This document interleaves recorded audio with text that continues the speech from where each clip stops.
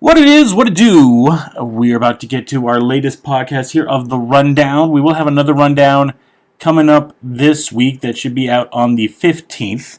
But before that, I wanted to release a podcast that we actually recorded about a week and a half ago. Unfortunately with that, I don't know what happened on my side of the audio, where everything I say is kind of like doubled. And I can't fix it no matter how hard I try, no matter what I do in Premiere Pro or Final Cut or GarageBand.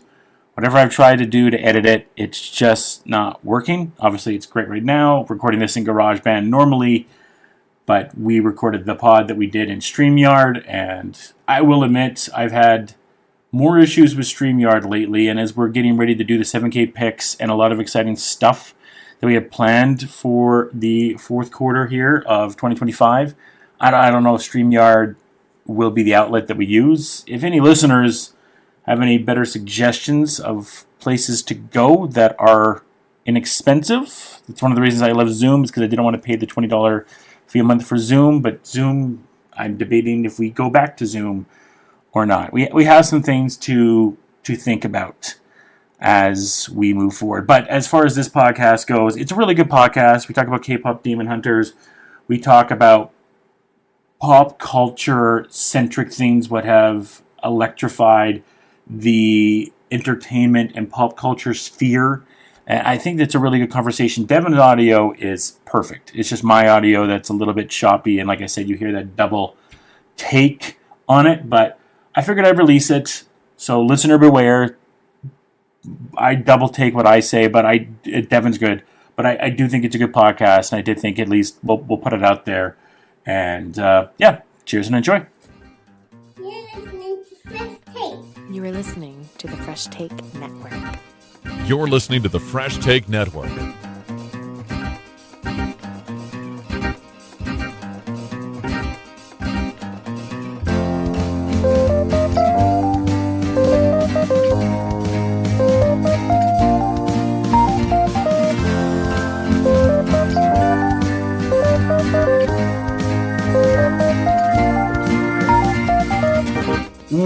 What it is, welcome to The Rundown. Joshua Adwell, Marvin, not with the talented sexy. It's Devan here.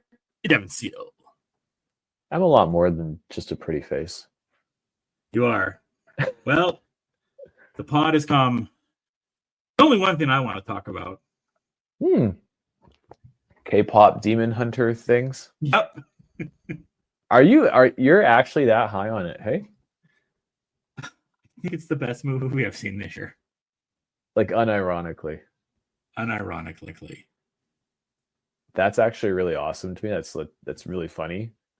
Not from a comedic standpoint, but just like it's really cool when you see something that you weren't expecting and you're like, wait a second, like how creative can people be?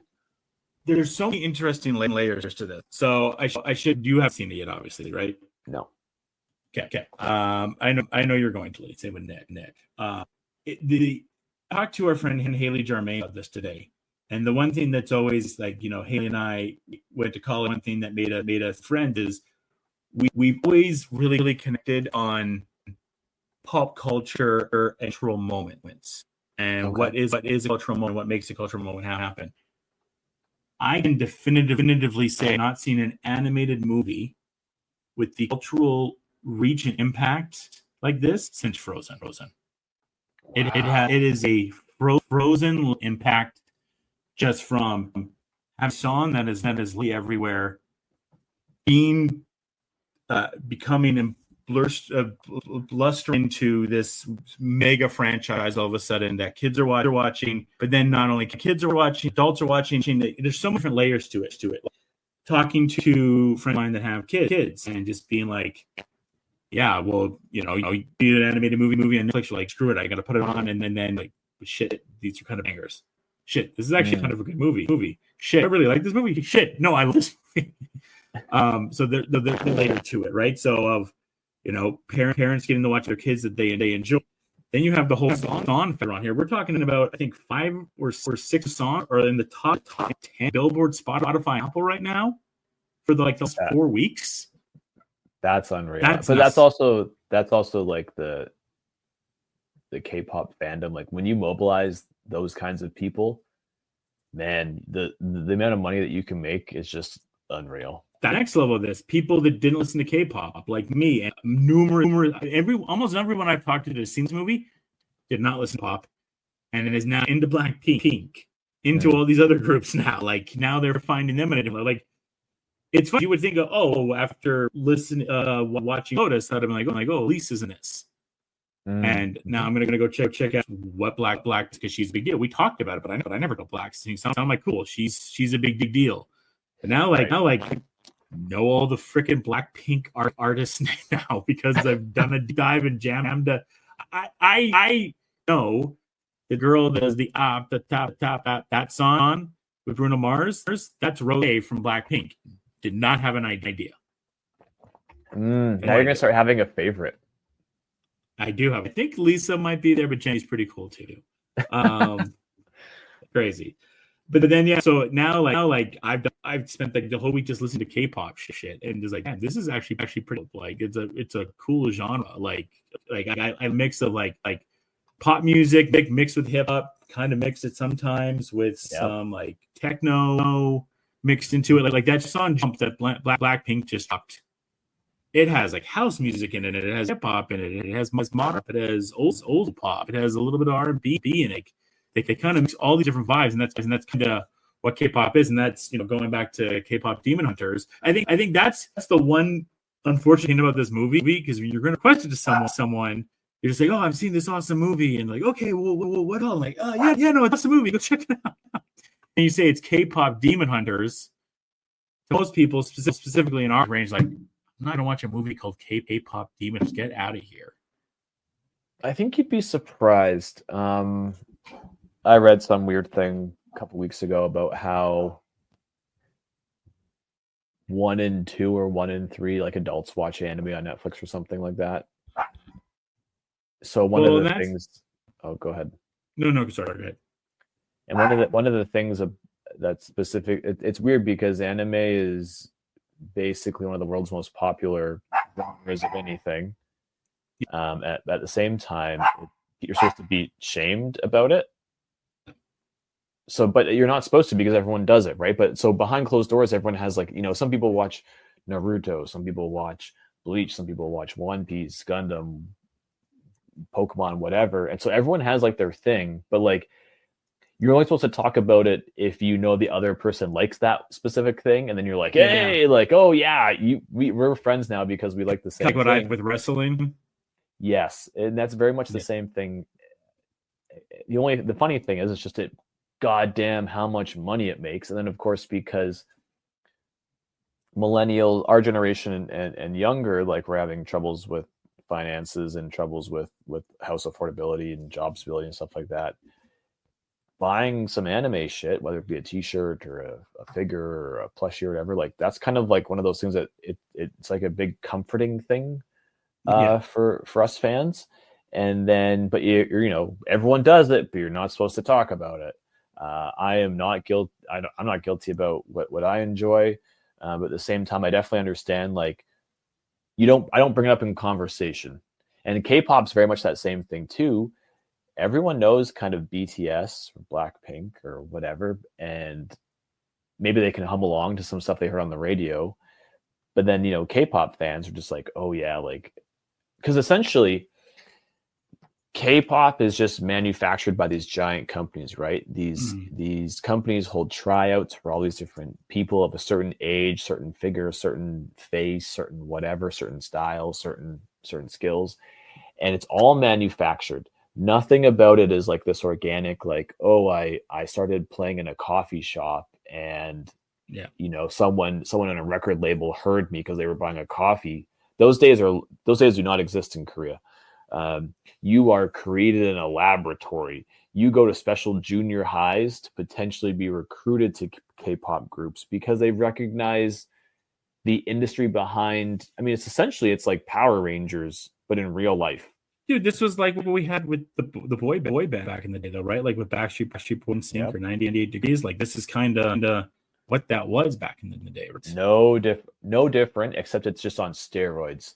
Mm-hmm. And you know, I would be remiss. This would not be our podcast if I didn't talk about some of the ugly side of some of the things that we talk about. And there are a lot of substance abuse problems. There are people.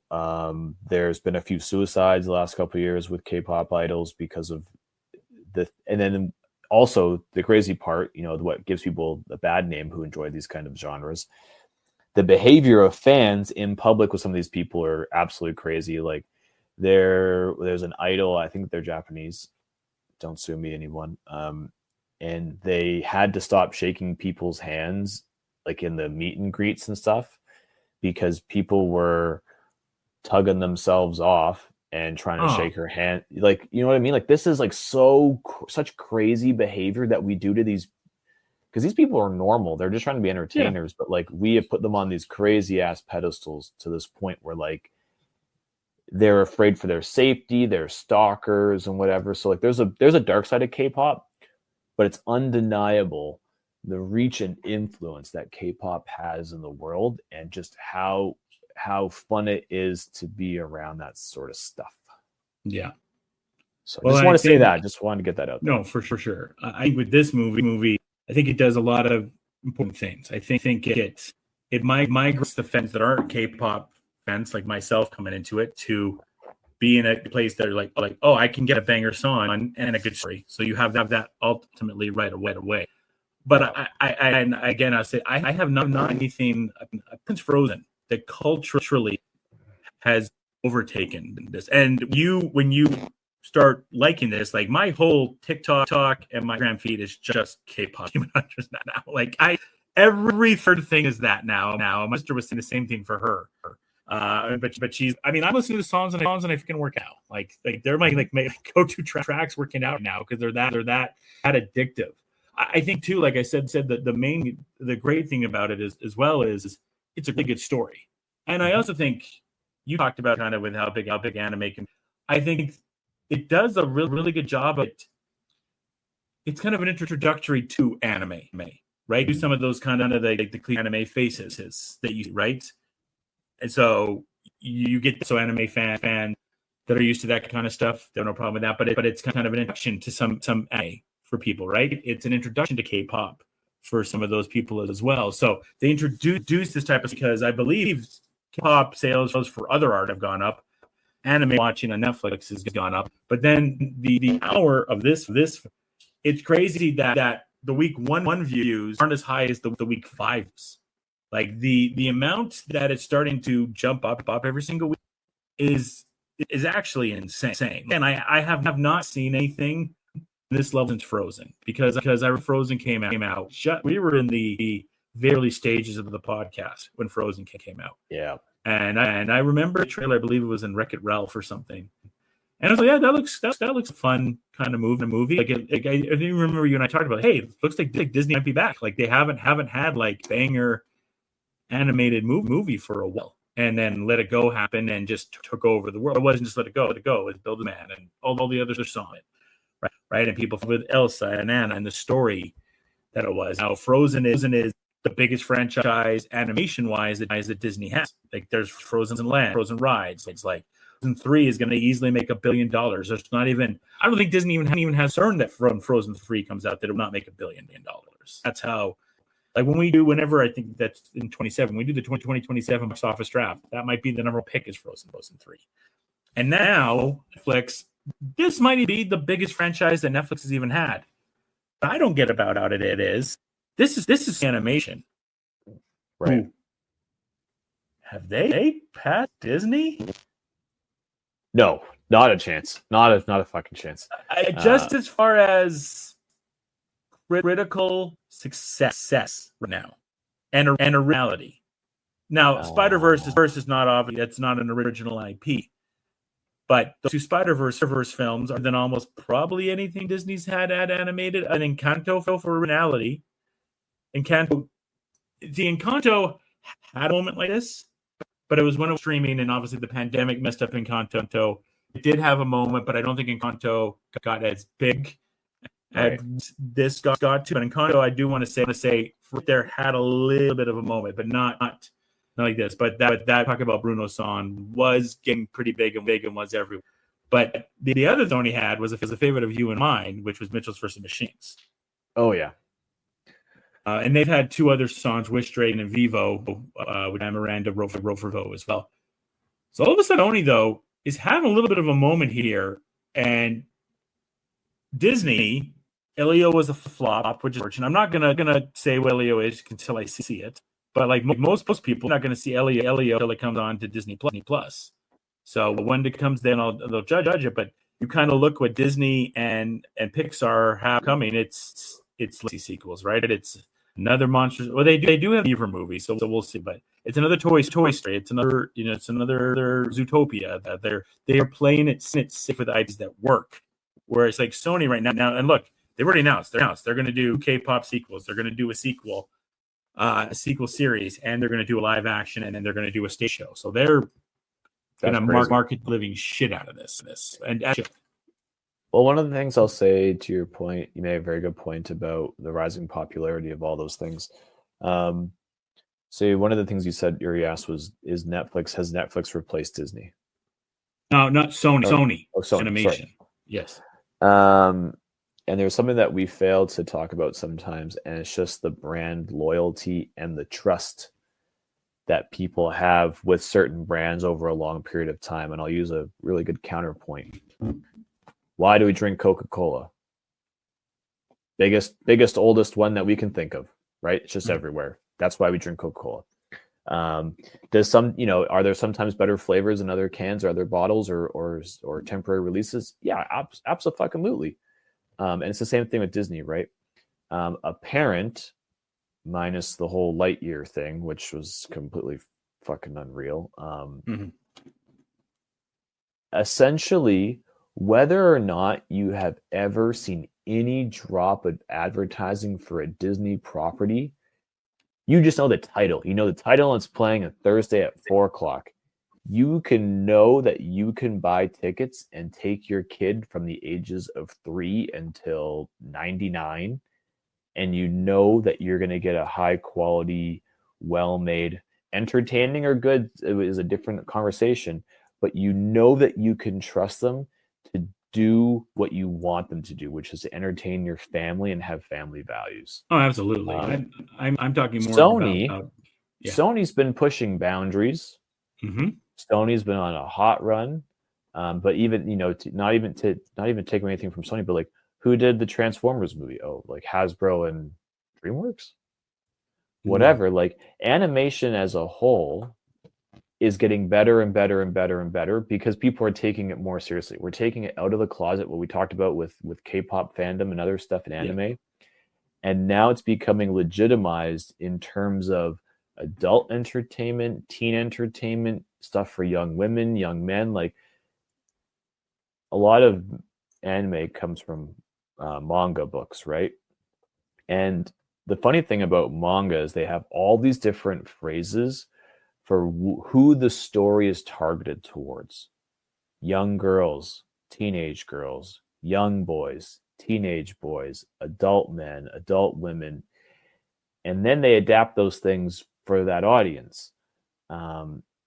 And so but the fact is that every single person is served when it comes to anime, manga, we'll call it Asian entertainment, whatever. It's the same thing with K-pop. Like you talked about K-pop having all these influences. Well, yeah, because they have like 18 songwriters who are basically the best in the world at what they do to make the biggest hit possible, because it covered it. Every single music listener can find a part of that song that they like. Yep. Even something like between you, me, and Nick in one of our group chats, the music chat, the Baby Metal Band is a bunch of Asian girls put together by a company to appeal to friggin' metalheads. Yeah, there's something for everybody. So, but Sony, I give them a lot of credit for pushing the envelope. They're redefining maybe family entertainment, or they're redefining who can watch animated stuff. And so they're probably one of the more exciting brands to watch but they're not the best because it's going to take decades to topple Disney. Oh yeah, I just think they're like there was a moment DreamWorks was having a moment over Disney, and I think right now Sony is kind of having that. The thing I don't understand, they're talking about this in the picture in the Ringer, so I don't want to step. Like the of the streaming and the theater, and here we go again having this conversation. Number one, I feel like I don't get why Sony sold this movie to Netflix. Why would they not just put a theater themselves? I don't know if it has the success in the theater that it does because it's on Netflix. It's so available, right? Like this week, the two movies I had the biggest conversations with people. Fantastic Four out this week, by the way. And the two conversations I had the most with people were Happy Gilmore 2 and K-pop Demons. I didn't barely have any Fantastic Four conversations with anybody. If I did, they're like, yeah, it was fine. It was. So the Fantastic Four came out. I like I said, I haven't really any conversations about it. It's been like, oh, that was good. Like I had any argument that it's just as fine. Gilmore conversation. Did you Happy Gilmore at all? No, I'm not sure where I stand on it. Okay, so Happy Gilmore one of the goats. Love it. Everyone can quote it. I think I'll eventually see it. I just don't really. I'm not jumping at it, you know. Some people, it's the worst movie I've ever seen. I'm like, it's a Happy Gilmore sequel. What did you expect? Yeah, there's no way. I'm not one of those. I don't think that it has to be anything special. Like, I'm not going to judge it really hard or anything like that. I'm really happy with my experiences in Happy Gilmore 1. I don't need to necessarily. I don't even take. I mean, it's someone that really like Anchorman, right? Yeah. And Anchorman 2 is aged really, really well to like now. Mm-hmm. And I think maybe we will do the same thing, but I think a lot of people had way too much expectations on a Happy Gilmore sequel. I walked away from it, watched it, and I was like, it's fine. That was completely fine. Like, there's nothing. I laughed, had some fun time going down nostalgia, and that's all I wanted. And people are like, there's too many cameos. I'm like, again, it's a Happy Gilmore movie. What did you expect? The trailers really let you know, like, there's so many cameos in this movie. You're gonna laugh here and there. It's gonna be kind of stupid. It's gonna be kind of silly. It's the Adam Sandler comedy. What to expect? And the other thing too, now that it's been out for so long, people have been influenced by this movie in really positive ways, and so of course they're going to want to bring in people who either have a connection with Sandler and a connection with the movie. Like I understand. Like, it's definitely a celebration of the movie as a whole. Like, really, the sequel is just a way of like remembering the original. It's just not high on my list, but I'm not against it. I'm not going to hate it. I know I'm probably going to laugh a few times. Hell, maybe I'll watch it tonight. I'll just get to it when I get to it. I don't feel like I don't need to be part of like the cultural touchstone of like, I don't need to have that conversation with people about it this week. I'm going to watch it for myself, not for like the water cooler talk. No, exactly. So, and again, it just kind of comes down to like I was saying, like there's I saw 3 movies on the Friday, which was Fantastic Four, Happy Gilmore is, and this Demon Hunter. It just keeps on. Conversations just keep on going. I dare I say, and they said that they mentioned the big picture again.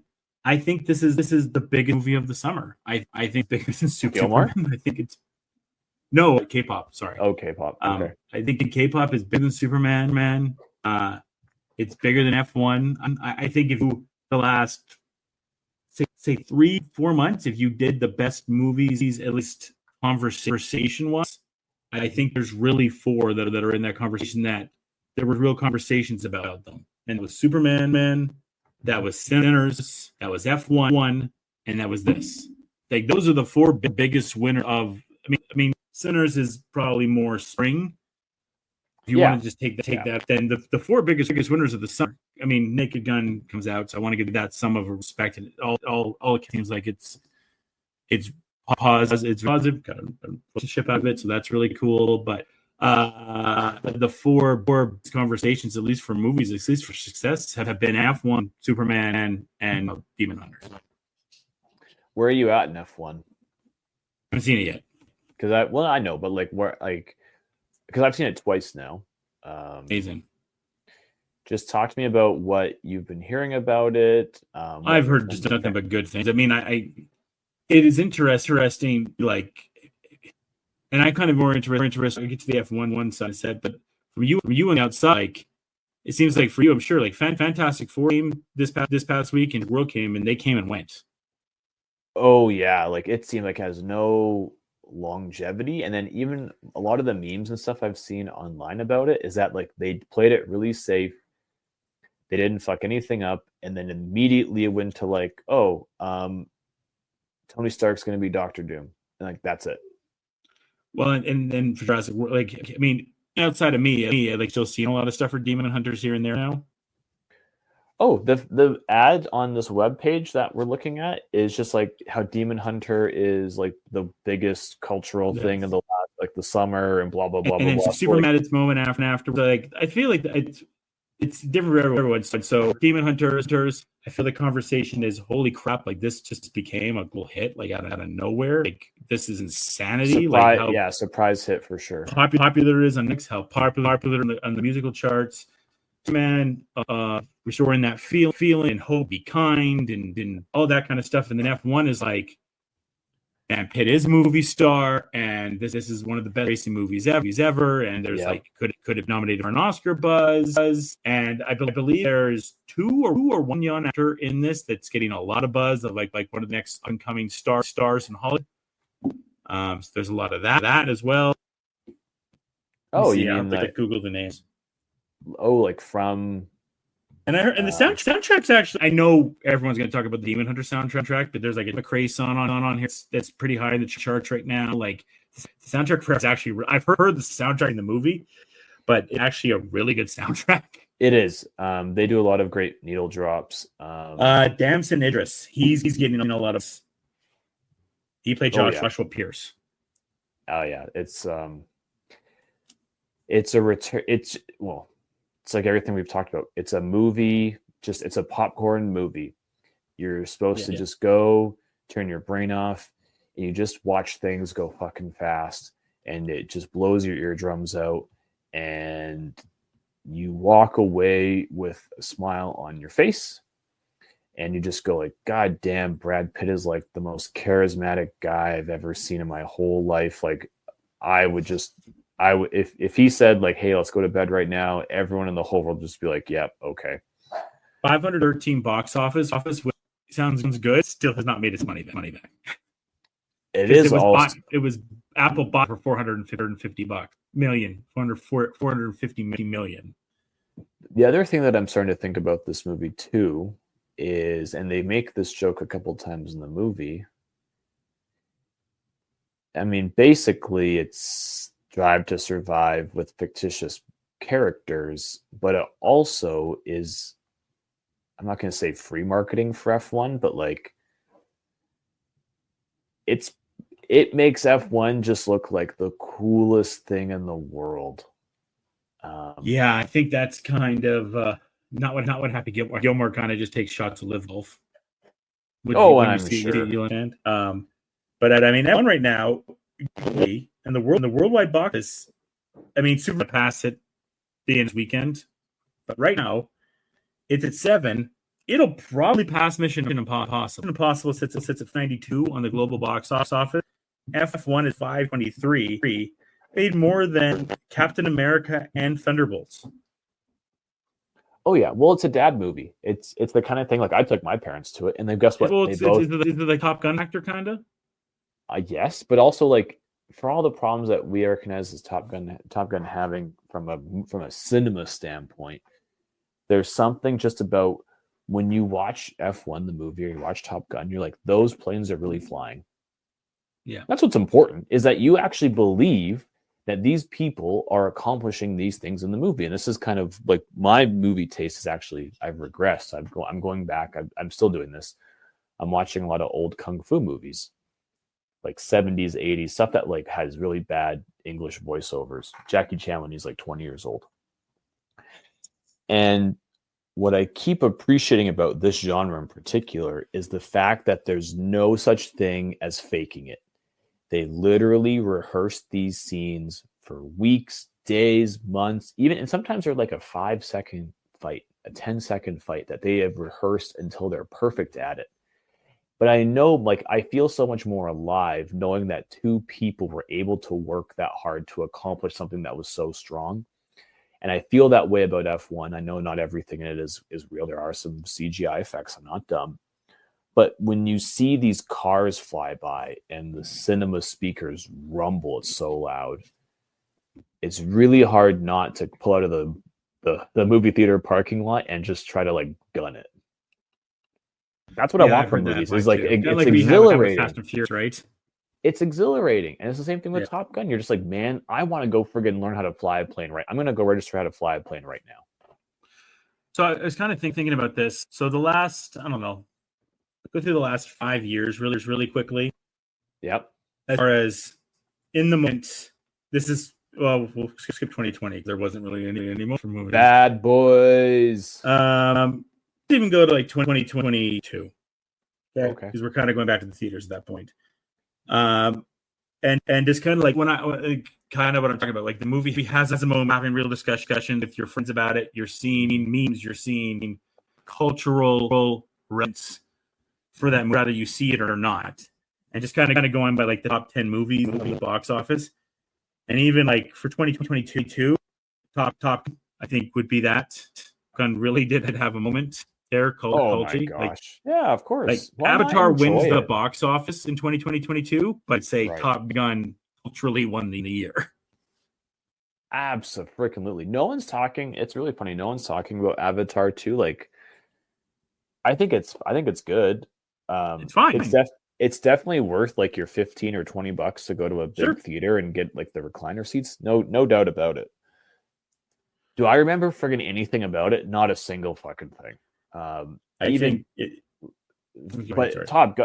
Gun, even though it came out 3 years ago, and because our parents have probably watched it 50 times each, I feel like I know like more of the movie is stuck with me than Avatar. Like it's basically Star Wars, which I think is hilarious. But there's nothing wrong with simple storytelling. No. It has to do with execution, and it has to do with how these characters got to the position.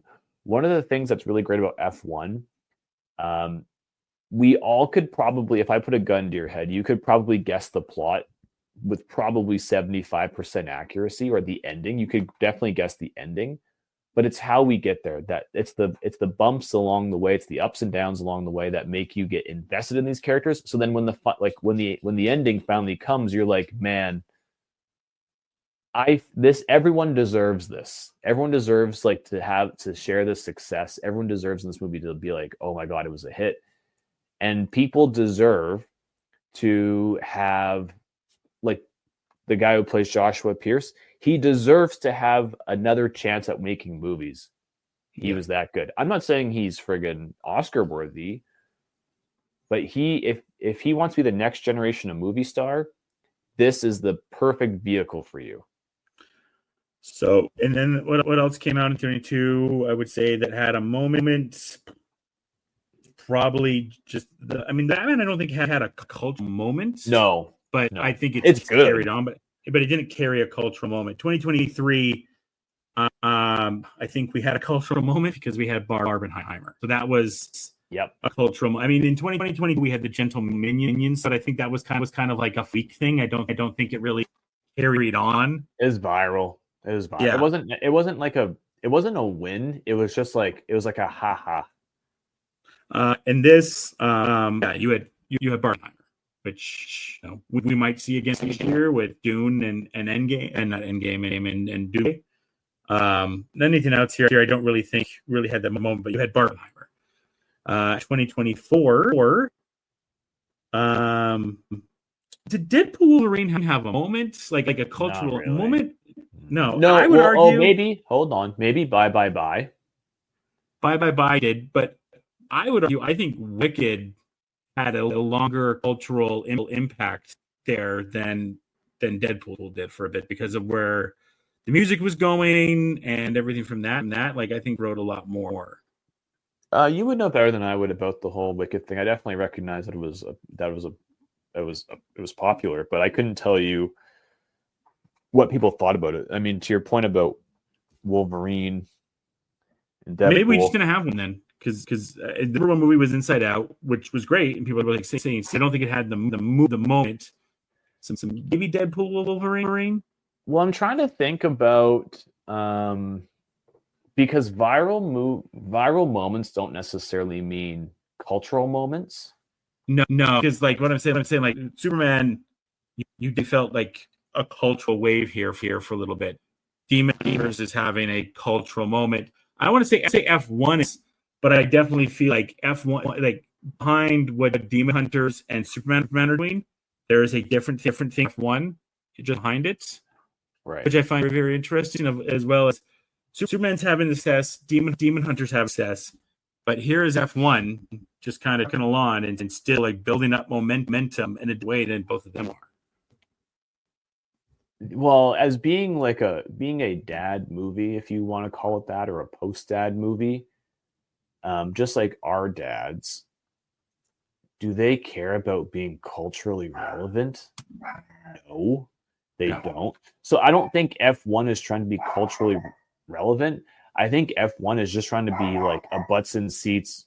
You get extra butter on your popcorn and you just enjoy yourself. Barbenheimer, or to Barbie's point, definitely needed to be culturally relevant to stay in the limelight.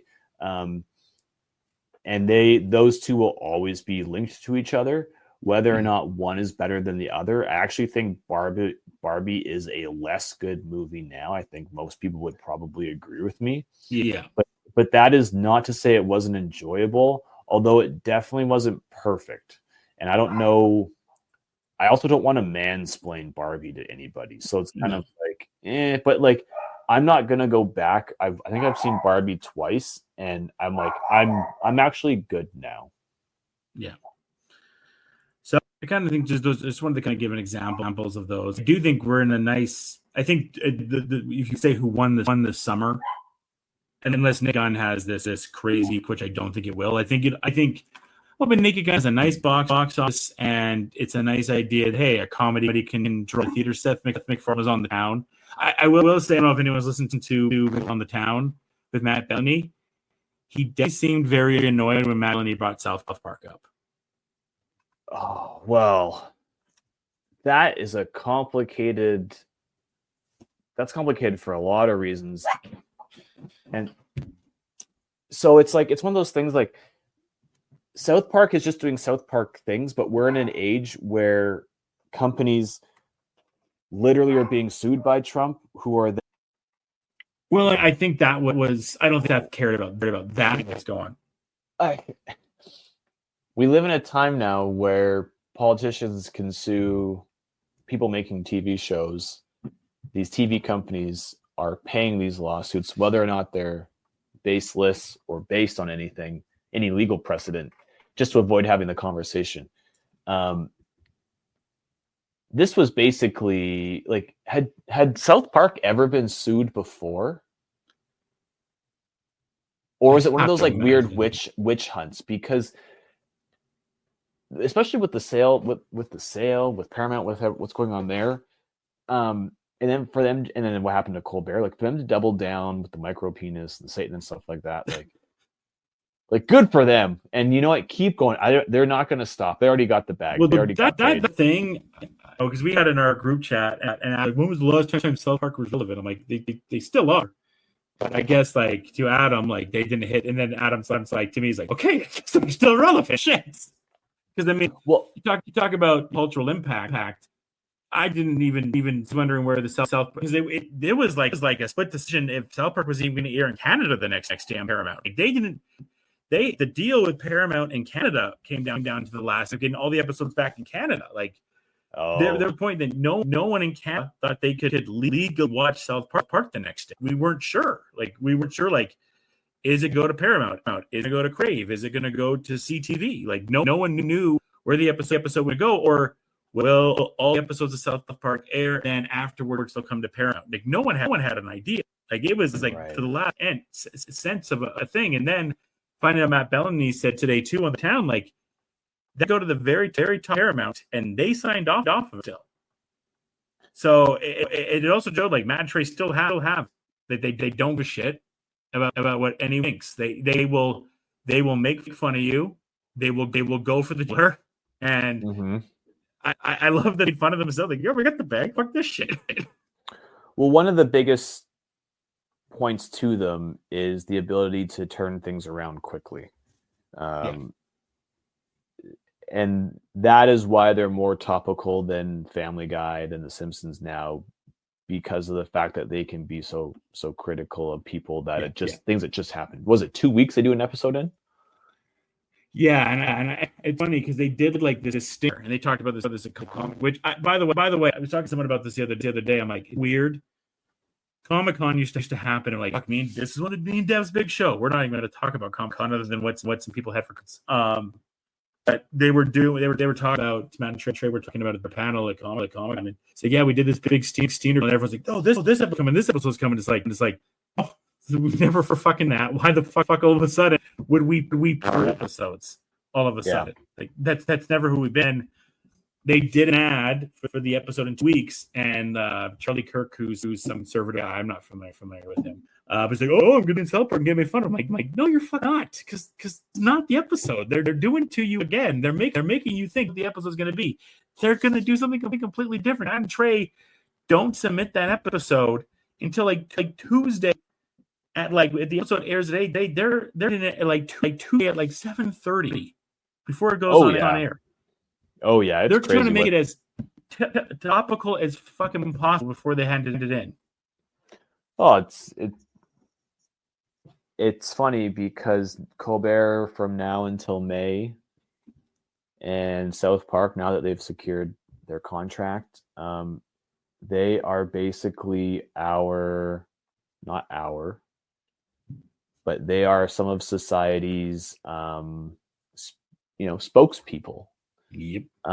They are speaking out against a group, a political entity, a cabal of fucking crazy people that a lot of normal people either A, don't have the power to, or B, don't have the influence or the words to say what they want. Or the reprisals, the fear of being judged, or the fear of things coming back at you. Because when you post up on social media or Facebook, like, you always have to get ready for this fucking war. Whether or not you support things, whether or not you support the other guy or not, whether or not you voted whatever way, like, everyone's just on the attack all the time. And it's great that people who, and this is kind of an example where like money and power is like kind of been like a force of good, where Matt and Trey are like, we're going to stick to it no matter what, and there's nothing you can do about it. Yeah. Because whether or not we agree with it, when you start taking away power from those that you disagree with, it's just the first step in taking away power from people that you do agree with. And so sometimes we have to let people express themselves that in a legal, safe way, whether or not we like it. And fucking killed it. They're killing it, man. It's interesting too. I remember when they talked to Bill Simmons when Trump won in 2016, and then they had Mr. Garrison. For those that haven't watched, Mr. Garrison was Trump, because it was like, oh, we'll just have a proxy because we can't really make fun of this guy because a lot of the stuff just writes itself in real life. So it's kind of that's just low hanging fruit for us. So we're gonna go for it. And then they decide this time out, fuck it, let's do it. We have these other books that we can do now. So I do like that they could switch up on all of it. McFarlane was saying on Bellanese, like, one thing that Family Guy's at a disadvantage. Matt Trey had the advantage, or even if Matt Goring wanted to ever do it with the Simpsons or Emma, they're all at a disadvantage. Same with Judge with King of the Hill coming back.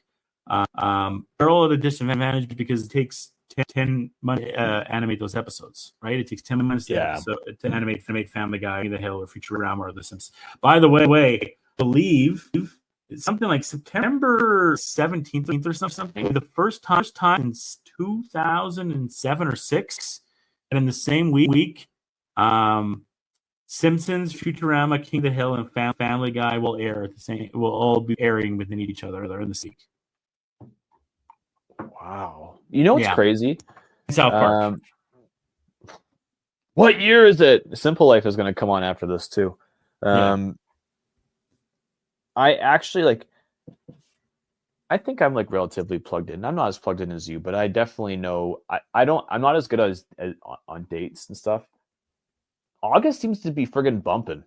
There's so much shit in August coming out that it's holy, hello, January. I mean, so next week, I want to get back to that Seth point I had in a second here, but I love we have Day for those that enjoy Wednesday next Wednesday. We have Alien. Yeah. We have King of the Hill. Yeah. Peacemaker. Yeah. And then there's something else I'm forgetting. Yes, that's what I mean. It's August 12th. I think there's 3. Oh, Platonic on Apple with Seth Rogen. Platonic. Yeah, Platonic's back this week as well. It's just there's suddenly I went from having no shows, trying to kill some time in some of the evenings now, to just being I have 4 shows to watch this week coming up. The only thing that would be is The Boys coming? Gen V coming? Gen V's in September. Is it really? Yeah.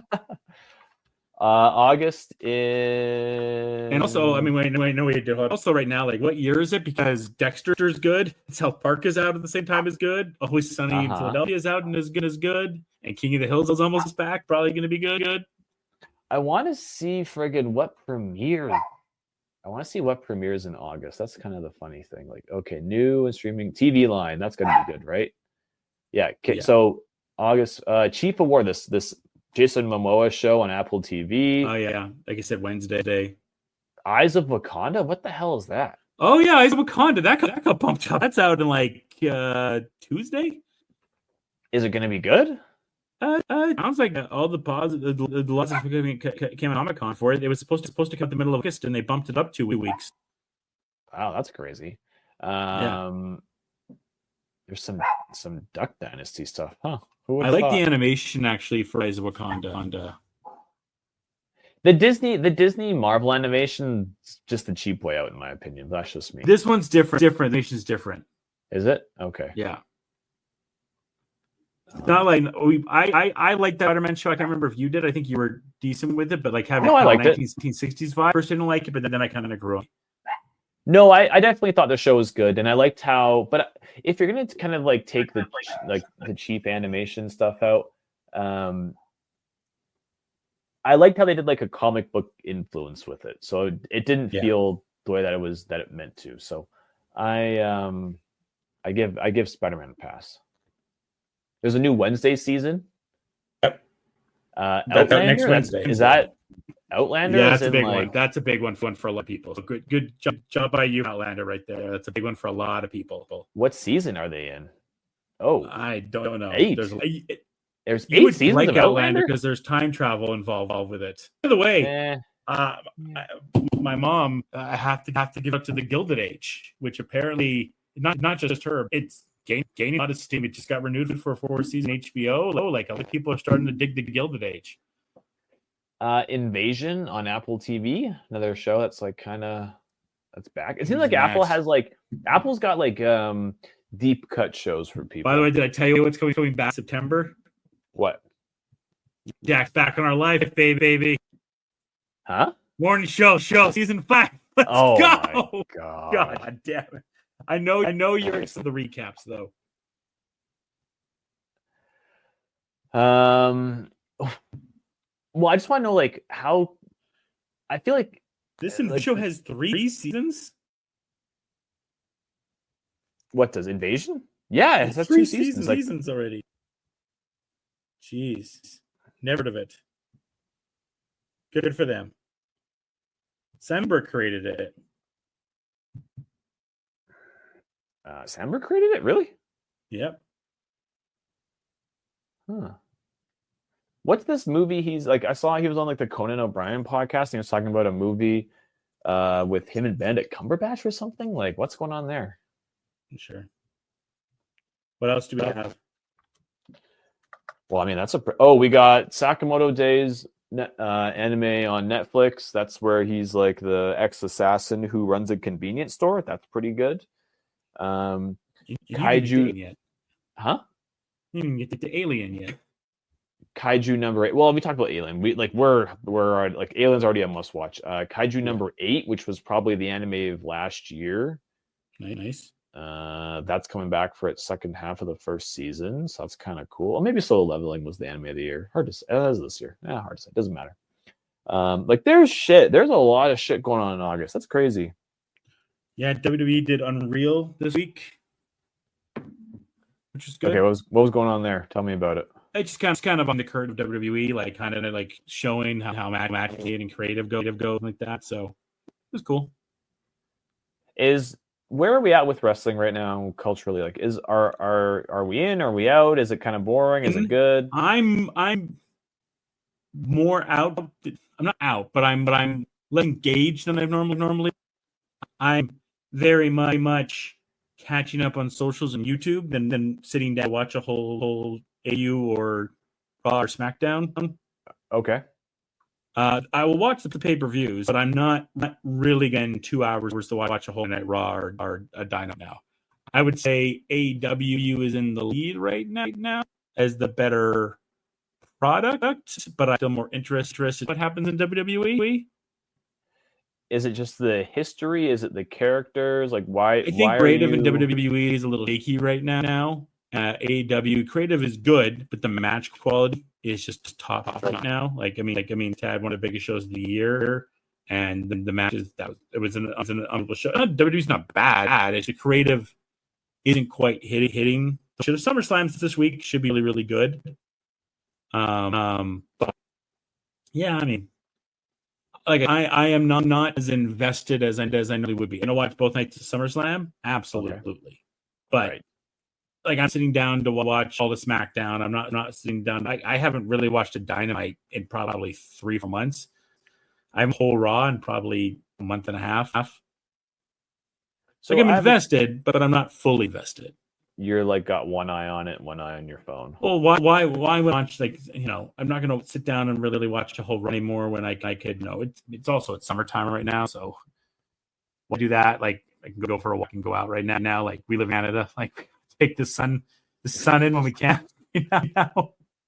Yeah, it's gonna come whether we like it or not. Very nice summers. Not trying to give that bullshit cliche. It's always cold. Like we have very summers, but we've dealt with in the part that Canada we are from a lot of rain lately. So yeah, you guys are. When it is nice, you want to try to get in those extra walks and try to enjoy there what you can before it gets to some of the gnarlier days out here. So I think part of that is from.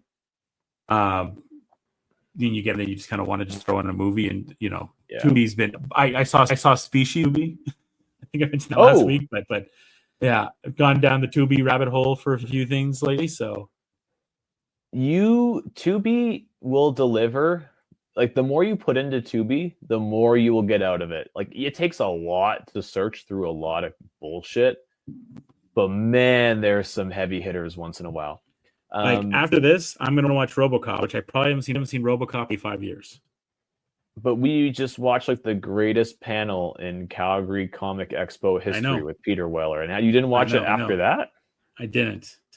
Also, the game's really good, apparently, or it's like it's like pretty fun. I don't want to say it's good because I think you're just kind of walking around, but yeah, that's on my list. And then Bill Simmons just did Brokeback Mountain, the rewatchables, which I've never seen. Just unfortunately to it. I've never seen Tron, and I keep on every single thing I go to. I see a Tron Ares trailer. I'm like, the movie looks amazing. Like Tron, I did, and again, like I had someone ask me like, have you seen Tron? I'm like, it just slipped through the cracks, and I just never got to it. But because Tron Ares looks amazing. The Trent Reznor score seems like it's going to be really like talking about things that I think from music. I think the next 2 movies that are going to have music moments is going to be Tron, and then obviously Wicked. I mean, I had so many questions for you. How does somebody pick if they're like a Raw or Dynamite person? Like, is it one wrestler, or is it storylines, or like how do you get in? How do you pick one up and drop another one?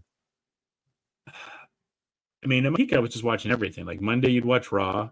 Yeah. Tuesday, you watch NXT. Wednesday, you watch Dynamite.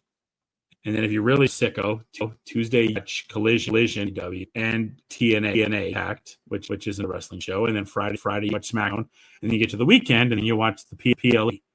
Because that's like But that's also like, that's extreme viewing. Like, you gotta be within the top 1% of wrestling fans to watch every single game. It's much like NFL. You're not watching all, what is it, 8, what is there, 32 teams, 2 have a bye. I mean, you're not watching the one 17 normally going games. to watch more than that is probably going to be Raw. And why is that? What made you do that? Monday, it's the easiest time to watch something. Okay, so part of it for you is like the schedule. It's convenient. I mean, football's all here, so not Raw. And then we have, other stuff like baseball playoffs coming up as well. Yeah. So that stuff's going to get affected stuff as well. So, I mean, I think too, like when we were sports sports don't have this right. Like, you're not going to I guess, and I definitely, being around younger people, I don't want to get this rabbit hole. I do want to get back to the Seth MacFarlane fight. I swear I'm going to get back there. But being around younger people, like a lot of younger people just watch highlights of the game and like, oh, well, I watched the Florida Panthers game and Matthew Tkachuk did this and the Oilers lost because David didn't score or whatever. That's all they need to see, right? They watch the baseball game like, Aaron Judge, he had a few homers. They couldn't beat the Red Sox. And I'm still one that likes to sit down and watch the game. I think I've kind of turned out for wrestling, right? It's like, okay, let's go on YouTube. Okay, the hits. I got an idea what's on the storylines. If I miss it, there's so many recap podcasts, right, that I can listen to at work and like, okay, watch that. If you one day, like if they, I think for both AEW and WWE, at least, I guess TST this now a little bit because he's getting a little bit of steam. Right. You have to have a storyline too that engages me. And they had it a little bit there with the Bloodline Roman Reigns story. So I invested. I just have probably not been invested in anything probably since the Royal Rumble. That, like, the Royal Rumble didn't go away. I wanted to. A lot of fans wanted it to go. Then the John Cena heel turn happened, which they do. It's really cool. I mean, for someone like you that's not a mainstream fan, it's really cool how they decided to turn John Cena heel. Okay. So that re-engaged my interest in WrestleMania. It was good matches, but kind of a bust. And since then it's been whatever. AEW, it's not as much good storylines, but you're not going to get good in ring products. So for AEW, it's like, I don't really need to watch. I just need to have an idea how we get here, and then watch really, really good matches. WWE, right. And I think the biggest thing for me as a fan is I will always enjoy a match, and I would love to have a good match. But how do we get? What's the story we're going to tell? Okay, I don't think I've ever asked you. I've just always been curious, like, how people find, because it's especially like those shows, like they're essentially just niches as part of a bigger umbrella, right? Yeah, I think it's interesting. Even in our wrestling group chat, a lot of the guys were just like, yeah, like, look, I'll watch YouTube. I think that's when I was a kid, get home from basketball practice, and this is, I'm gonna age myself, kid. On the VCR, you were able to put that when you could record something. It was, but if you like, it wasn't like having on a PVR at that time, right? Like, or DVR. You had to have a precise, and if you didn't, you were screwed. Right. So like, I remember like just maybe like calling home, like, make sure like it's precise, and just like doing reps, like recording the news on a Saturday or something like that to make sure I precisely had to tape raw. Mm-hmm. So and then had one other VCR for W. So I could send both after I got home from basketball practice. Now, like, if I miss Raw doesn't really matter, right? I can just watch it on the YouTube clip. I think that's with shows too, right? Like when we were older, like if you didn't watch Seinfeld, it was done. I think this kind of leads me to a conversation I kind of wanted to have with the Colbert thing and the whole late night situation of, if something happened on Conan or if something happened on Letterman, and I'm going to date myself a lot, if something happened on Carson, and now I was only like 8 when Carson was relevant, but those conversations for within family members of Carson, you catch that joke or that stand-up or that guess, it doesn't matter. Or Leno did something funny, which was very rare. Hey, but he had Ross Matthews as the intern, so that was kind of cool. Yeah. I didn't mind jaywalking. Jaywalking was probably the one few segments I did like. And Leno did give a good monologue. would say Leno was a very good one. But I remember watching Leno and then being like, yeah, it's fine. And then this weird dude was after him. I was like, who is this guy? I mean, my cousin was just like talking I don't know, like who this Conan guy. This guy is insane, but in a good way. But then I guess what happened on Conan, something would happen on Letterman, and if you miss, like if Bill Murray or Robin Williams went on there, you missed it. If you taped it, that was fine. And I do wonder late night now, where obviously I'm not going to all the bullshit Colbert situation, but I just couldn't help but figure, you go back to Jimmy Parr, Steve Allen, and Carson, and these legendary Ed Sullivan, and these legendary moments and acts that have came from late night. Mm-hmm. And Kimmel has said this contract's on, he's going to leave ABC, and I don't think ABC will renew it, and then it kind of leaves NBC when you think Seth Meyers, his are numbered, so that kind of thing. Definitely. I think Fallon the last of them, and so when Fallon goes, the late night in NBC, like again, has such a legacy with Carson and going far back, everything like that. Like, yeah, what will and then CBS? I mean, they got Letterman from NBC. It was such a big deal to get at that point, right? Like Letterman built late night and CBS. I mean, it's such a big deal to have it, and I think there's a lot of those conversations now about Colbert, this great run here. I think Jon Stewart coming back to the Daily Show was terrific, and it's boosted up that. But and for Colbert, he can do whatever he wants. I imagine he's going to do what John Oliver type. I would imagine has to be smart enough to do for Colbert. If he doesn't, whatever. But all this to say, in my endless rambling here, of how important late night was for me growing up in the late 80s into the 90s into the 2000s, and where it is now, where it's the carpool karaoke's, or it was the Jimmy Fallon games, or it was Kimmel shooting with Matt Damon. Those are the things that kind of got the attention of late nights. But those were all moments. I do wonder if CBS did look at this. If Bear does something, people are just going to watch TikTok or YouTube. So why are we going to focus on paying all this money on a television station, and how fast that's going to afford to NBC with Seth Meyers doing the same, and then even ABC with Kimmel? That's exactly your point. And it's not about generations doing this or that or whatever, but the way that people consume media is so incredibly different now. We don't need to have celebrities sit on a couch and promote their upcoming movie, because we already see it promoted on their Instagram. We see it promoted when they do hot ones. Dev, who's you beat me to it? Who's the one talk show host right now? And well, it's hot ones, but it's also because they are not. I mean, they also have a niche. They have a shtick to them. Yeah. And so I don't want to say, like, I know I'm taking away, like, it's not taking away from Chris Evans's like incredible interview skills. Sean Evans, sorry, not Chris Evans. Sean Evans' incredible interview skills. It's because it's not like Colbert and who else I think of, Jon Stewart, are like less funny or less relevant. But I wonder too, though, if it's the things that they would make commentaries on were basically absurd behaviors in politics or in the United States, like cultural touchstones, right? But then what had happened was that the things that they used to joke about became real.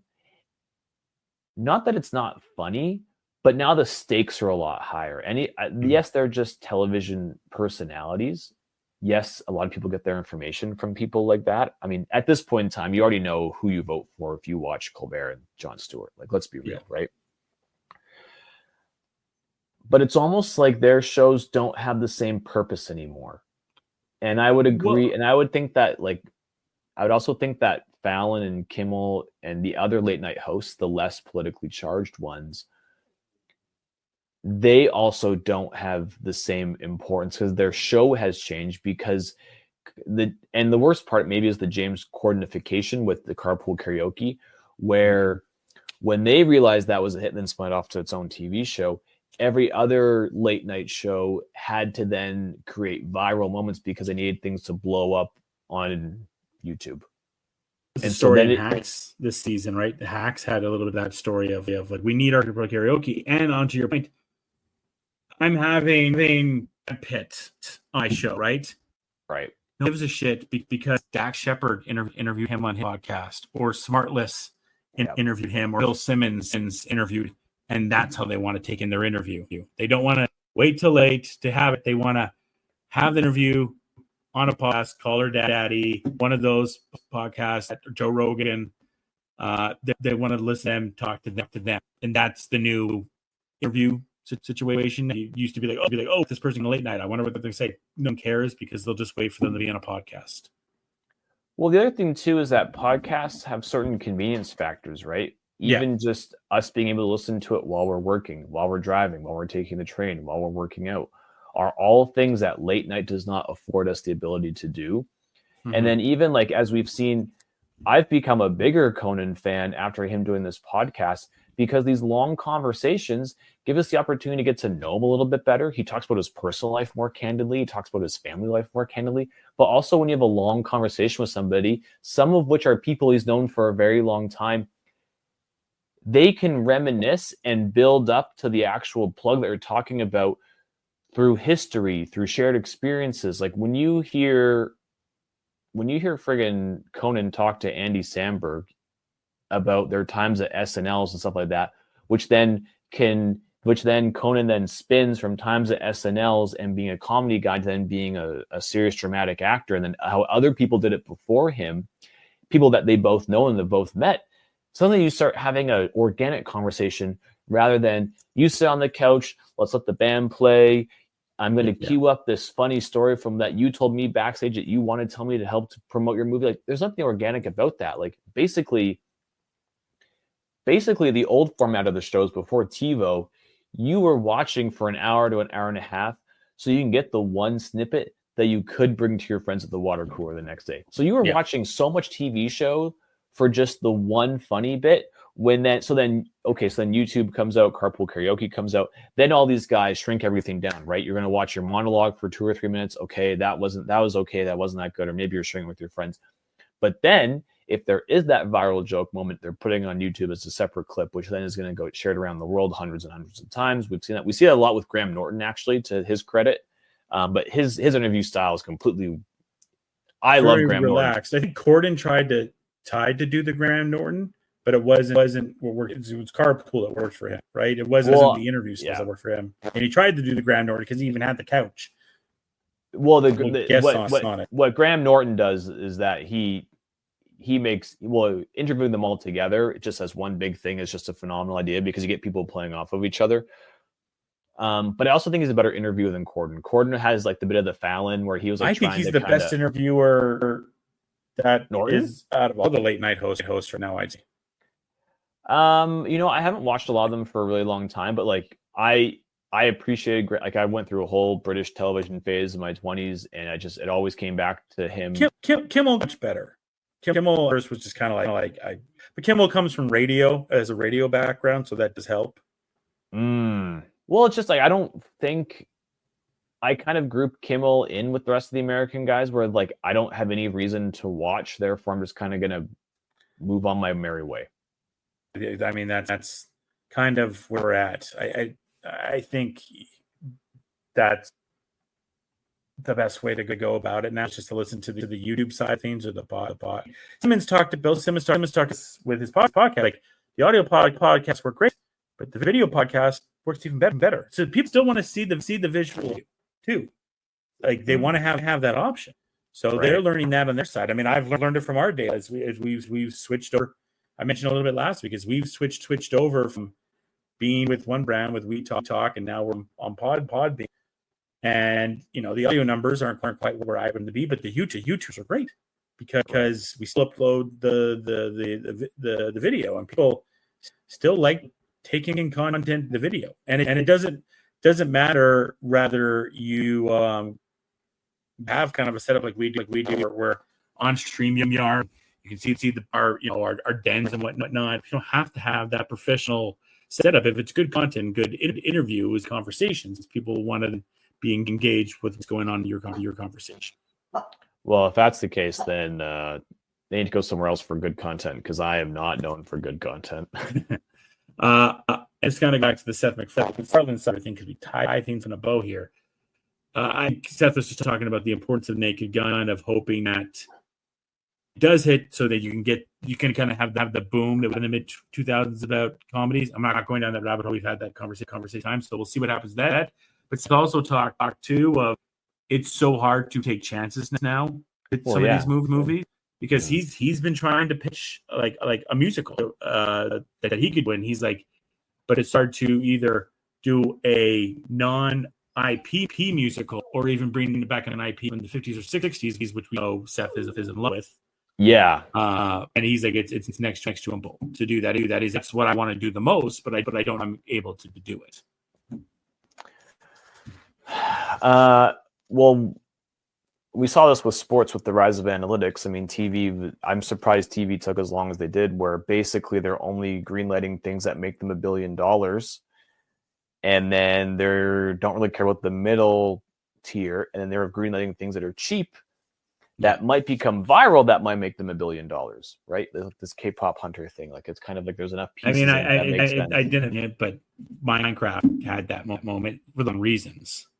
But Minecraft's also the highest selling video game of all time that we figured about too, which is weird, because if you would ask me, like, with gun to my head or my eyes closed, like, I'd probably say Mario or Tetris or something like that. But or Grand Theft Auto. Video game stuff. Video game records are continually being broken.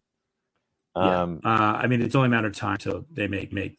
And Seth was bringing up a funny thing with Melanie too, of like what lessons do they take from this? Like with Bart, for example, recent success. This story that's telling this rise and this empower thing. Cool. That's the lesson we're gonna take from. No, it's IP. We need to hungry hippos and Polly Pocket and Rock'em robots. That's what we, because toys are what else. They didn't the bigger story out of it, and then with Minecraft, no, it literally just tells that they were right. It's like, you don't even have to have a good movie. We just have to have IP that people want to care. So if we make a Fortnite movie, it literally doesn't have to be good. People will go see it. And that's, I mean, there's a lot of conversations to be had about. It's not people's attention spans, but it's like now more than ever, because we're basically told to what we think. You don't like Fortnite if you don't like the movie. And so you can't go to school and say that and be that person that says, oh, the Fortnite movie sucked. Maybe it does, maybe it doesn't. Then have all your friends be like, no, you're wrong. And then they make fun of you for it. And so Jack saves the shit out of the movie. It's also the echo chamberification of our culture too. And it's because we are glued to our telephones, and because we are only really exposed to either Russian bots or things that we like. So then we're constantly told that our opinion is one that's correct. And it's very rare, it's very unlikely that we get like when you're told something, especially as a kid growing up nowadays, when you get told something that you're wrong, and then have people like, because you just go to a chat room, you go to an Instagram comment page where you find the people that do agree with you, that Nickelback is a good band or is not a good band. It's like that Sun Woo sketch, right? Like, I don't think. I don't like that thing. I fucking hate that thing. Oh, I like that thing. What did you like that thing? By the way, Sun Woo and Demon Hunters. Oh, really? Wow. Okay. Yeah. He's everywhere. Like that reminds me of that he did. Doesn't do his messages anymore because he's killing it in voice work right now. And it's almost like, because of our phones and our devices, people of all ages are guilty of this, especially, we talk about our parents who they get caught with, Facebook, fake news on Facebook and blah, blah, blah. And kids just being... This post the other day, there was like a fake, one of those fake movies for Sanford and Son TV show. Oh, with no Eddie way. Murphy and Donald Glover. Okay. My dad's like, this looks kind of cool. Eddie Murphy's going to be Fred Sanford. No, he's not. He's fucking not. He's like, no, like the poet. And I like the poet. I'm like, okay, like it was enough that I'm like, I am like 99 sure this is not real, because I would know one about this. but I will do my background search that I would do on something. Like when a sports trade happened, I double check my source. I'm like, okay, yeah, there's nothing. It's not real. But I'm like, the poster was good enough. And I mean, not going down the rabbit hole, but there's been some AI stuff now. Like there was a Connor McDavid clip when the Oilers lost to the Panthers of Connor being like, fuck this team. I don't want to play for this effing team anymore. Like I'm a free agent and I'm going to leave over that. Again, and folks and other people that know that AI could do this, like Connor McDavid says tonight. I'm like, I saw this conference. He seemed upset. What? No, he said he's going to leave Edmonton. Like, he didn't. And I had to be like, no, it's AI. And they're like, how can you tell? I'm like, I mean, for me, a lot of these new Google AI things, I can tell pretty fast because cadence. There's a real bullshit Aussie one going around that I think is not fucking cool. Of a clip that looks like Ozzy talking about he knew he was going to die in 2 weeks, and that's why he last concert, and he was okay that and Sharon knew, and everyone was happy for him to go out, and that he knew he was going to die. I'm like, that's bullshit that you're doing that. Like that's absolutely not for fucking guys. Yeah, poor taste for sure. Well, that's exactly like the internet. The internet is just like this cesspool. And how many people like share that about like these were all last words? Like they were not last words. I know, but like I can tell the cadence right now. I think you can tell cadence from AI stuff after a while, for the most part. Gonna be another year probably, or going to be these videos, and I'm not be able to tell the cadence anymore. It depends on if you're able to like see it with your own eyes or not, because there's a couple of things that just kind of like look weird. I mean, a lot of AI art just kind of copies Pixar, which is kind of an odd style. And then of course we had the Ghibli fad that went around. Yeah. I mean, the long and short of it is that humans are incredibly impressionable from people in authority, people in power, and people that we trust and people that we look up to. So when your favorite celebrity has an AI video made of them doing whatever, your brain is going to automatically go to say that I trust this guy or girl or person, whoever, because being a broadcaster and a journalist and going to school that way, I am already always going to double check anything before I post or talk about anything. Right. Always. So if I and I don't go on Facebook, but even if I see a fake tweet of like, oh, Adam Sandler, he died, I'm like, I think he did. And if I think it's even close to enough that he did, I'm like, oh, let's do some research. And then if I don't double the source, with some, it was Major League Baseball trade today. And, there was a fake post by a fake MLB Fox thing that people thought Joe Ryan from the Twins got traded to the Red Sox today. And a lot of people fell for it. And I was it looked really good. Really good. But I was like, okay, I'm going to go to see the followers. Things are spelled. Instead of we have such interesting trade deadline. You're looking for the next big move to share with friends. You go to that graphic and you automatically want to share it. Just take it. Even when we'll wrap up. Even on I think it was Monday. All the couples, right? We had the one that I had to like double check, and I was with at a meeting.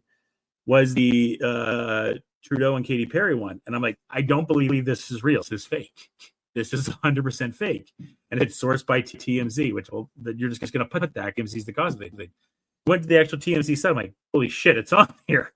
And then I was like, okay, let me go to this other gossip site I know.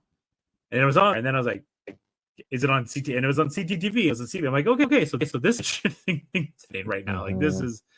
See, and then it was like after that we had the Liam Neeson and Pam thing. What? That can't be true. Double check the sources. And Ana de Armas. That's kind of been floating around summer, so that wasn't very safe. Oh, has it? Yeah, that's been floating around summer. Honestly, the Trudeau and Katy Perry one was shocking. The fact that we just have to like double and triple check our like celebrity dating stuff is like just wild to me. It was like three. It was kind of nuts. It was a weird week for celebrity dating. It was a weird week for deaths last week and a weird week for dating this week. Like, what else is going to happen? But R.I.P. to Ozzy and Malcolm from last week. I'm sure. Anything else? No, we got the bear to cover. Yeah. That's a whole conversation. I don't think we really have any more. I mean, you get to K-pop this week, talk about it. It's next week with potentially Happy Gilmore, but and that I just I think it's been a nice summer where I don't had the bombardment of stuff we had. I mean, Nintendo had a direct, and there's nothing from that direct. Like Star Wars Outlaws coming, the cool. That's great. But like, if there was any major news there as far as Nintendo had from anything, there was no major. Comic-Con, I think the only big thing with Acme for Coyote has a date is next year, so that's exciting for that. Mm-hmm. But it is interesting, Dev, that I like the two biggest pods I had for the long time was E3 and Comic-Con. Like those were, I had like a notepad and I had everything written down, and we could talk. I in both those events, and I think now it's even Summer Games Fest. We kind of talked to it's kind of just D23 at this now. Well, all these companies just decide that they can make like way more money doing it themselves rather than having to cram in together in a convention center with sweaty people. Yeah. And that's exactly, I mean, a lot of this conversation tonight has been about the commodification of things. It's companies making company decisions, and unfortunately, a lot of this stuff is at who does it hurt? It hurts the end consumer, and it hurts the fans, right? Okay, so D23 gets to happen, and I guess it's kind of cool if you're a Disney super fan, but like, there's a whole bunch of people out there who like Disney enough to go to some panels at a Disney thing, but also want to be able to go to a Marvel thing and a Star Wars thing and a Fox thing and like, you know what I mean? Like, I just feel like I'm constantly being constantly pushed into a box. Yeah. I'd like to sample a little bit of everything. I don't want to just be in one box all the time and have my ecosystem just be the Disney ecosystem. I want to be able to kind of bounce back and forth a little bit here and there. And the only people who really suffer because of these decisions is us. So I do think Comic-Con on San Diego this week was just kind of what it is. It's Comic-Con, right? You go for some panels of your favorite shows, rather, it'd be like really got canceled. Still heard about it. But you get to go see Tick and everyone from that show. You get to go see the Rick and Morty, or you get to go see the Acme trailer. You get to go panel. You get to go see the Peacemaker, and you just kind of get to see those. I kind of like that a little bit more. Like, kind of feel like that. Like, that's what Comic-Con started, and then it just became like, hey, like Marvel dropped their big announcement, or Warner's going to drop their big announcements. I kind of like now that's not as much about that. It's more about like, hey, like, come cosplay, trade your comics, then watch big panels here. I kind of like that. This one this year was kind of back to those roots. I kind of like that bit. Unfortunately, they make more money by doing things themselves, and they want to grow as companies, so they were never going to get that again. So it's no. Disney will now do 23 because they can put. I don't know if they did Staples of the Intuit Dome last year. Wow. Well, they also, to their credit, that's crypto now. To their credit, they also have like tons of franchises. Whether or not that's a good or bad thing, it's a different podcast. But they'll do it at D23 this year. They have all the animation stuff. They have a bunch of Star Wars stuff. I mean, Star Wars in the next 12 months. We have Visions out in October. We have this show, which I believe is coming in May. We have the Grogu show. And we had the Grogu movie, which is the first Star Wars live action movie in 5 years. It's some crazy number that makes no sense. And then we have Ahsoka returning. So we have a barman of Star Wars coming, a lot of Marvel stuff coming as well. So anyway, that'll do it for us. We will be back potentially next week. I am in Ireland for majority of the week, and then I believe after that Devan is in Montreal. I think after that, Montreal. We'll figure it out. We'll find some time. We'll fix. But we'll be back with the really quick few ratings here, just because we don't get through. Fantastic Four, I gave a 7 out of 10. Happy Gilmore was 6.5 out of 10. And K-pop is a 9 out of 10. Wow, that's cool. Bear Season 4 is a 8.5. The Bear season 4 is at least an 8, and people who say it's bad, I feel like I can't talk to people like that. I don't know why. No, there's one word. I don't want to go down the rabbit. I love this. It was a slow burn, and there's one word that pervades the whole season. It's forgiveness. Yeah, we're watching people with fucked up lives who are tired of having a fucked up life, trying to get better when they're really, really hurt inside. That takes a lot of growth and it's a very, very slow process. And I know that probably seems very apparent for a lot of us. Not the case for these characters. And so we just have to give them a little bit of grace, a little bit of time to grow and develop. And like, guess what? Friggin' Jamie Lee Curtis, friggin' her and Frances McDormand are the best actresses alive right now, probably. Helen Mirren and Olivia Colman. That's the Mount Rushmore. Olivia Colman, yeah. But she was in that show too. So no, but Jamie Lee Curtis is like the fucked up mom who is going through therapy, and then it's just like, God damn it, like, and then having friggin' Carmen, his physical acting, having to go through that, and then him like he keeps trying to break down. The one side of his brain he's trying to break down, the other try to keep him from crying. Like he's constantly fighting that feeling of just like being vulnerable with his own mother. Like, holy shit, man! Like, what an uncomfortable, great scene. I'm going down the rabbit hole. Can I say this? But when we did season 3, we talked about how the director said is a piece together, and season 3 will be so much better when you in season 4. Mm-hmm. Man, was he right? Oh yeah. Now you think of stuff like him with Joel McHale, and things. It's like, yeah, it all adds up, and Sid's journey in this to the very end too is unbelievable. Yeah, 3 and 4 I kind of consider as like seasons coming together. In my mind, that's kind of how I'm thinking about it. And if that's the case, I'm just as happy with 3 as I am with 4. So go fuck yourselves, people who don't like it. Yeah, we'll talk more about it, but I really enjoyed this, and I thought it really came together good. And if season 5, final season, like, great job by all. It fantastic job. I still don't agree with the binge. I should change that.